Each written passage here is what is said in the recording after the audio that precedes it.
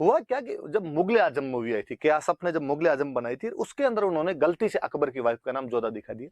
उस समय किसी ने ऑब्जेक्शन किया नहीं, और मुगले आजम इतनी ज्यादा हिट हुई कि हम सबकी जबान पर आ गया।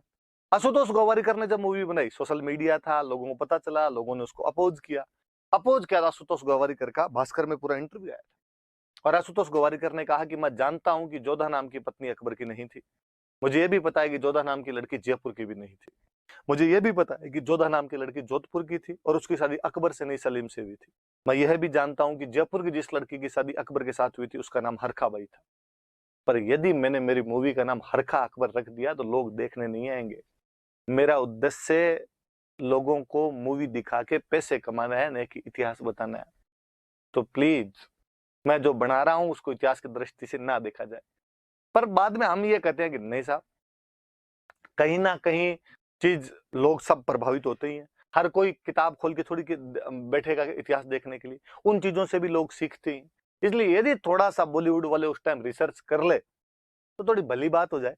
पर बॉलीवुड वाले चूंकि अपने रिसर्च नहीं करते हैं, इसलिए ऐसी सारी कंट्रोवर्सीज खूब सारी आ जाती है। और तो मुझे तो हिस्ट्री की इनकी जब भी कोई मूवी देखता हूं तो मुझे लगता है कि यार, छठी क्लास की एनसीईआरटी पढ़ लेते हैं तुम तो ही थोड़ा ढंका रहता। मुझे याद है आशुतोष गोवारिकर ने एक और बहुत सा फर्जीवाड़ा रचा था, मोहनजोदड़ो। अरे वाहियात वाहियात मूवी है कि पूरा का पूरा जो इंडस वैली सिविलाइजेशन की थ्योरी है उसको उल्टा करके रख देती है।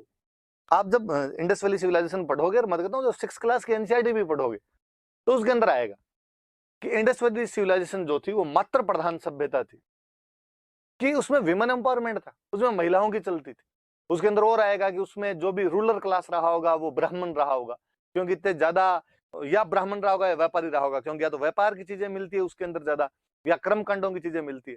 और कि क्षत्रिय नहीं रहे होंगे, क्योंकि युद्ध के हमें कोई भी अवशेष यहाँ पर नहीं दिखाई देते हैं, हमें यहाँ पे हथियार नहीं दिखाई देते, इसका मतलब यहाँ पे क्षत्रिय नहीं रहे होंगे, वरना तो मारकाट मचाते क्षत्रिय होते तो पक्का का पक्का।